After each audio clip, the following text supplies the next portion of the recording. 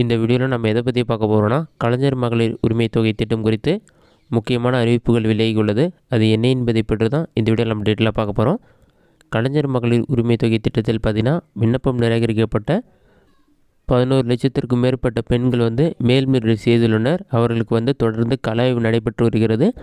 கலாய்வு பார்த்தீங்கன்னா phone call மூலமாகவும் அதிகாரிகள் நேரடியாக வீட்டுக்கு கலாய்வு நடத்துகின்றனர். இந்த மாதிரி மேல்முறையீடு செய்த அனைவருக்கும் பார்த்தீங்கன்னா கண்டிப்பாக டிசம்பர் மாத இறுதிக்குள் அவங்களுக்கு விண்ணப்பம் ஏற்றுக்கொள்ளப்பட்டதா அல்லது நிராகரிக்கப்பட்டதான்னு சொல்லி எஸ்எம்எஸ் அனுப்பப்படும்னு சொல்லியிருக்காங்க. விண்ணப்பம் நிராகரிக்கப்பட்டால் அதன் பின் நீங்கள் அப்ளை பண்ண முடியாது. விண்ணப்பம் ஏற்றுக்கொள்ளப்பட்டதுன்னு உங்களுக்கு மெசேஜ் வந்துட்டால் வங்கி கணக்குக்கு ₹1 அமௌண்ட் கிரெடிட் பண்ணுவாங்க. அதன் பின்பு ஜனவரி மாதத்தில் உங்களுக்கு கண்டிப்பாக உரிமை தொகை கிடைத்துவிடும்னு சொல்லியிருக்காங்க. நீங்கள் மேல்முறையீடு செஞ்சிங்கன்னா உங்களுடைய விண்ணப்பம் ஏற்றுக்கொள்ளப்பட்டதுன்னு எஸ்எம்எஸ் வந்தால் கண்டிப்பாக உங்களுடைய பேங்க் அக்கௌண்ட்டும் ஆதார் கார்டும் லிங்க் ஆகிருக்கணும். அப்போ தான் அமௌண்ட் கிரெடிட் பண்ணுவாங்க. இது மட்டும் இல்லாமல் மகளிர் உரிமை தொகை வழங்கும் தேதியை மாற்றம் செய்ய உள்ளதாகவும் தகவல்கள் வெளியாகி உள்ளது. தற்போது பார்த்தீங்கன்னா 15ஆம் தேதி தான் வங்கி கணக்கில் ₹1000 செலுத்தப்பட்டு வருகிறது. ஜனவரி மாதத்திலேருந்து முதல் வாரத்தில் வங்கி கணக்கில் ₹1000 செலுத்தப்பட உள்ளதாகவும் தகவல்கள் வெளியாகி உள்ளது. இந்த உரிமை தொகை தகுதியான பெண்களுக்கும் மற்றும் மேல்முறையீடு செய்த 11 லட்சத்திற்கும் மேற்பட்ட பெண்களுக்கும் ஜனவரி முதல் வாரத்தில் அவர்கள் வங்கி கணக்கில் ₹1000 செலுத்தப்பட உள்ளதாக கூறப்பட்டுள்ளது. இது மட்டும் இல்லாமல் நிறைய பேர் அப்ளை பண்ணி ஸ்டேட்டஸ் செக் பண்ணும்போதே பார்த்தீங்கன்னா உங்கள் விண்ணப்பம் எங்கள் தரவுகளில் இல்லைன்னு சொல்லி டீட்டெயில் வந்தது.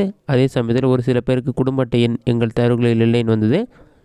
இந்த மாதிரி இருக்கவங்களால இசேவை மையத்திற்கு போய்ட்டு மேல்முறையீடு செய்ய முடியல. அவங்களுக்கு மேல்முறையீடு செய்வதற்கான ஆப்ஷனும் கிடையாது. அந்த மாதிரி இருக்கவங்களும் ஜனவரி மாதத்தில் புதிய விண்ணப்ப படிவம் பெற்று விண்ணப்பிக்கலாம் என்று அறிவிக்கப்பட்டுள்ளது.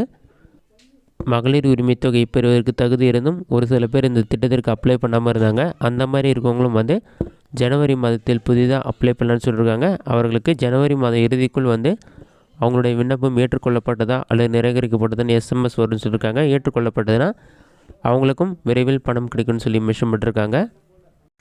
டிசம்பர் மாதத்தில் மட்டும் பலருக்கும் மகளிர் உரிமை தொகை கிடைக்கல. ஆனால் அவங்களுக்கு செப்டம்பர் மாதத்துலேருந்து 3 தவணைகள் பணம் கிடைத்தது. டிசம்பர் மாதத்தில் பணம் கிடைக்கல. இதற்கான காரணம் என்னென்னு பார்த்தீங்கன்னா, அவங்க உரிமை தொகை வங்கி கணக்கில் செலுத்தும் போது என்ன சொல்லியிருந்தாங்கன்னா, மாதம் உரிமை தொகை பெறுபவர்களுடைய வருமானம் அறிவிப்பு செய்யப்படும் சொல்லியிருந்தாங்க. அந்த மாதிரி உங்களுடைய வருமானம் அதிகரித்ததுக்கான சான்று உங்களுக்கு கிடைச்சிருந்தாலோ அல்லது உங்களுடைய பேங்க் அக்கௌண்ட்டில் அதிகமாக டிரான்சாக்ஷன் நடந்திருக்கணும்.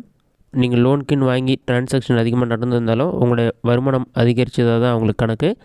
அந்த மாதிரி இருக்க காரணத்திலையும் உங்களுக்கு உரிமை தொகை வராமல் இருக்கலாம். அல்லது நீங்கள் 4 சக்கர வாகனங்களை புதிதாக வாங்கியிருந்தாலும் பார்த்தீங்கன்னா உங்களுடைய பேரில் வாகனம் பதிவு செய்யப்பட்டிருந்தாலும் உங்களுக்கு உரிமை தொகை கிடைக்காது. இது ஏன்னா மாதம் ஆய்வு செய்யணும்னு அவங்க ஏற்கனவே அறிவித்துள்ளார்கள். இந்த வீடியோ உங்களுக்கு யூஸ்ஃபுல்லாக நினைக்கிறேன். இந்த வீடியோ பிடிச்சிருந்தால் லைக் பண்ணுங்கள். வேறு ஏதாச்சும் டவுட் இருந்தால் கமெண்ட் பாக்ஸில் கமெண்ட் பண்ணுங்கள்.